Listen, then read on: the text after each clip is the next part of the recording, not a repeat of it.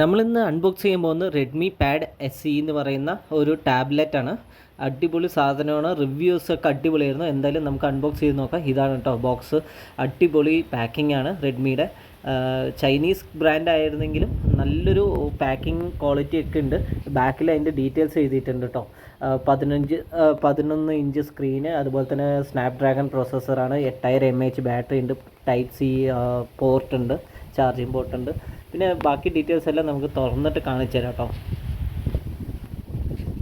ഇങ്ങനെയാണ് ഉള്ളിൽ പാക്കിംഗ് വരുന്നത്. ആ പാക്കിങ്ങിൽ എടുത്തു കഴിഞ്ഞ് കഴിഞ്ഞാൽ നമ്മുടെ പാഡ് ഇങ്ങനെ കാണാം കേട്ടോ. ടാബ്ലറ്റ് നല്ല ആൻറ്റി ഗ്ലെയറുള്ള നല്ല അടിപൊളി സ്ക്രീന്, നല്ല കണ്ണാടി പോലെ ഇങ്ങനെ തിളങ്ങുന്നുണ്ട്. ബാക്കിലാണെങ്കിൽ ഒരു മെറ്റീരിയലാണ്, അത് നമുക്ക് മെറ്റൽ പോലെ എന്തോ ഉള്ള ഒരു ഹാർഡ് മെറ്റീരിയൽ കൊണ്ടാണ് നിർമ്മിച്ചിരിക്കുന്നത്. നല്ല ക്വാളിറ്റി ഉണ്ട്, നല്ല ഫിറ്റ് ആൻഡ് ഫിനിഷും ഉണ്ട് കേട്ടോ. സൈഡൊക്കെ നോക്കുകയാണെങ്കിൽ മെറ്റാലിക് ഫിനിഷാണ് കൊടുത്തിരിക്കുന്നത്. സ്വിച്ചുകളെല്ലാം ഉണ്ട്, അതുപോലെ തന്നെ സിം ട്രാക്കും ഉണ്ട്. താഴെയായിട്ട് വരുന്നത് 2 സ്പീക്കറുകളും ഇയർഫോൺ പീസ്, പിന്നെ ടൈപ്പ് സി പോർട്ട് ഉണ്ട്, പിന്നെ 2 സൈഡിലായിട്ടും സ്പീക്കറുണ്ട്. അതുപോലെ തന്നെ മോൾ ഭാഗത്തും 2 സ്പീക്കറുണ്ട്. ആ സൈഡിലായിട്ടാണ് power on power off button വരുന്നത്, മുകളിലായിട്ടാണ്. ഓവറോൾ ഫിറ്റ് ആൻഡ് ഫിനിഷ് അടിപൊളിയായിട്ടുണ്ട്. അതുപോലെ റിവ്യൂസ് പോലെ തന്നെ നല്ല ക്വാളിറ്റിയുള്ള മെറ്റീരിയൽ തന്നെയാണ്. അടിപൊളിയാണ് കേട്ടോ ഇത്. എന്തായാലും ഒരു 10,000 രൂപ ആ റേഞ്ചിൽ കിട്ടുന്ന നല്ലൊരു ടാബ് തന്നെയാണ്. ഇതിന് ക്യാമറ നോക്കുകയാണെങ്കിൽ MP ഒന്നും ഞാൻ നോക്കാൻ പറയുന്നില്ല കേട്ടോ. അത് ഞാൻ അങ്ങനെ MP ഒന്നും കൃത്യമായിട്ട് പറയുന്നില്ല. അതെന്താ വെച്ച് കഴിഞ്ഞാൽ നല്ല ക്ലാരിറ്റി ഉണ്ട് അത്യാവശ്യം. നമ്മൾ ഈ റേഞ്ചിന് അനുസരിച്ച് ക്ലാരിറ്റി ഉണ്ടാവുള്ളൂ. ടാബ്ലറ്റും ആണല്ലോ, ഫോണല്ലല്ലോ. അപ്പോൾ നമുക്ക് എന്തായാലും ഒന്ന് ഓൺ ചെയ്ത് നോക്കാം. അപ്പോൾ ഓൺ ചെയ്യാൻ ഇതാ ഇങ്ങനെ MI UI ആൻഡ്രോയിഡിൻ്റെ ആ ഒരു ഇൻ്റർഫേസ് ഇങ്ങനെയാണ് വന്നിരിക്കുന്നത്. അപ്പോൾ അത് ഓണാകാൻ കുറച്ച് സമയം എടുക്കേണ്ടത്. മൊബൈൽ പോലെയല്ല, പെട്ടെന്ന് ആയിട്ടില്ല. പിന്നെ അതുകൂടാതെ തന്നെ ഇത് ഫസ്റ്റ് ബോക്സ് പീസാണല്ലോ, അപ്പോൾ ഓൺ ചെയ്തെടുക്കാൻ കുറച്ച് സമയമാകും. അപ്പോൾ അത് അവിടെ വെച്ച് നമുക്ക് ബാക്കി ബോക്സിൽ എന്തൊക്കെയുണ്ടെന്ന് നോക്കാം. ഒരു യൂസർ മാനുവൽ ഉണ്ട്, പിന്നെ അത് കഴിഞ്ഞാൽ സിം ഇജക്റ്റ് ചെയ്യേണ്ട പിന്നുണ്ട്, പിന്നെ ഇങ്ങോട്ട് നോക്കണമെങ്കിൽ ചാർജർ, പിന്നെ അതുപോലെ തന്നെ നല്ല പവർ ചാർജറാണ് കേട്ടോ. അതുകൂടാതെ തന്നെ ഫാസ്റ്റ് ചാർജിങ് ഒക്കെ ഉണ്ട്. പിന്നെ അതുകൂടാതെ നമുക്ക് ഒരു കേബിൾ തന്നിട്ടുണ്ട്, USB ടൈപ്പ് സി പോർട്ടുള്ള കേബിളാണ്. നമുക്കിത് ചാർജ് ചെയ്യാം. അതുപോലെ തന്നെ ഡാറ്റ ട്രാൻസ്ഫറിനും ഉള്ള കേബിളാണ് ഇത് തന്നിരിക്കുന്നത് കേട്ടോ. അതും നല്ല ക്വാളിറ്റിയുള്ള കേബിൾ തന്നെയാണ്. പിന്നെ ഇങ്ങോട്ട് നോക്കണമെങ്കിൽ ബോക്സ് പിന്നെ ഒന്നുമില്ല. ഇപ്പോഴും ഓൺ ചെയ്യാൻ സമയം എടുക്കണം കേട്ടോ. 14 ആയിട്ടുണ്ട്. അപ്പം നമ്മൾ ഇനി ലാംഗ്വേജ് എല്ലാം സെലക്ട് ചെയ്ത്, കൺട്രി എല്ലാം സെലക്ട് ചെയ്ത്, നമ്മൾ ഓരോന്ന് സെലക്ട് ചെയ്ത് കൊടുക്കുക കേട്ടോ. അപ്പോൾ നെക്സ്റ്റ് കൊടുത്തു പോകാം. നല്ല റെസ്പോൺസ് ഉണ്ട്, ഇപ്പോഴേ ടച്ച് റെസ്പോൺസ് ഉണ്ട്. അപ്പോൾ ഓൺ ചെയ്ത് കഴിഞ്ഞാൽ ഇതുപോലൊരു ഇൻ്റർഫേസാണ് വരുന്നത്.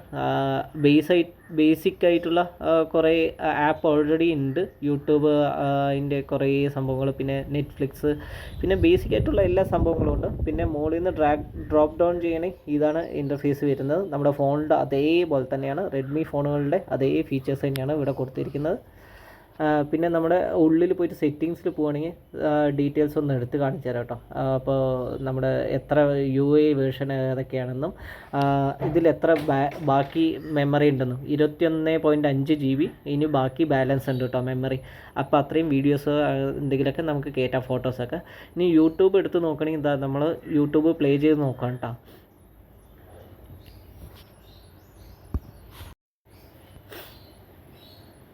ടച്ചൊക്കെ ഗംഭീരം ഉണ്ടോ, നല്ല ടച്ച് റെസ്പോൺസ് ഉണ്ട്. ഞാൻ വിചാരിച്ചു ക്വാളിറ്റി ഇല്ലാത്തതായിരിക്കുന്നത്, പക്ഷേ ഈ പ്രൈസിന് നല്ല ക്വാളിറ്റി തന്നെയാണ് അവർ തരുന്നത്. യൂട്യൂബ് റിഫ്രഷ് ചെയ്യുന്നതൊക്കെ ഭയങ്കര സ്പീഡ് തന്നെയാണ് കേട്ടോ. എടുക്കുന്നു, ക്ലോസ് ചെയ്യുന്നു, പിന്നെയും എടുക്കുമ്പോഴും പെട്ടെന്ന് വരുന്നത്. അതിന് ലാഗൊന്നുമില്ല. നമ്മൾ വൈഫൈയിലാണ് കണക്ട് ചെയ്ത്, അതുകൊണ്ട് ലാഗില്ല. നമുക്ക് എന്തായാലും 4K ഒന്ന് ഇട്ട് നോക്കാം കേട്ടോ.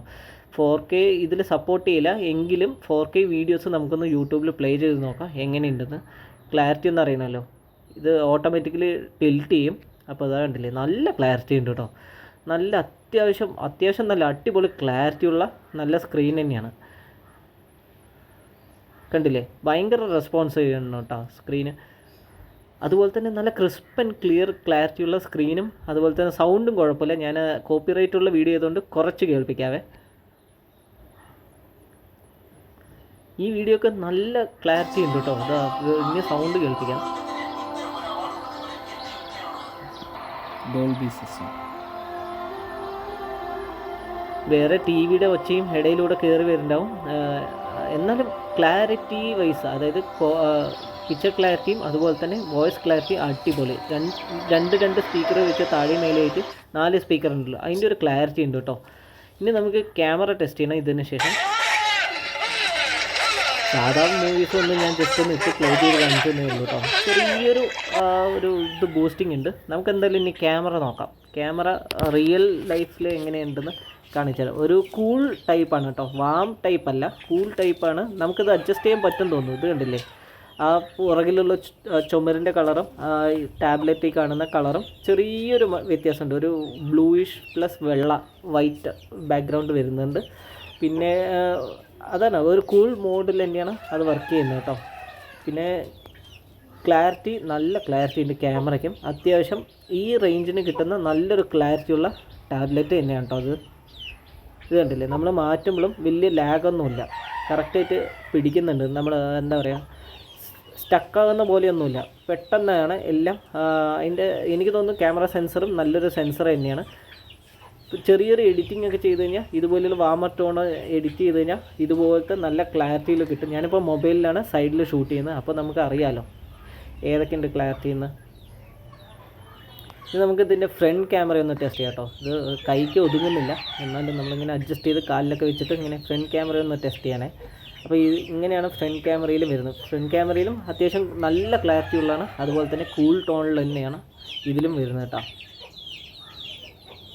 കണ്ടില്ലേ,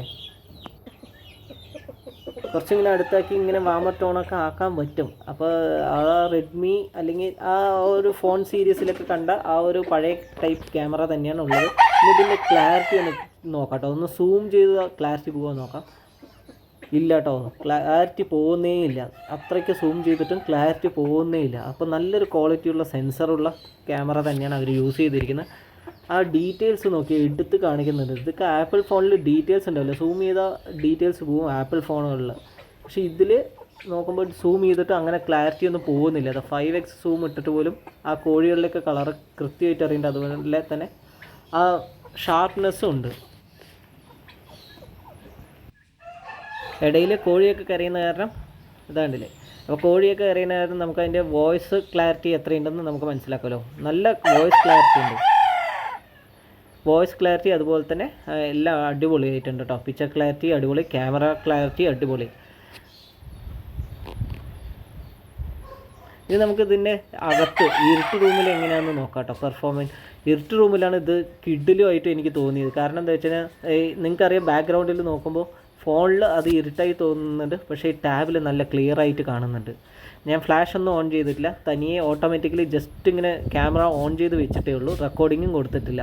നോക്കിയാൽ നല്ല ക്ലാരിറ്റിയിൽ അറിയുന്നു.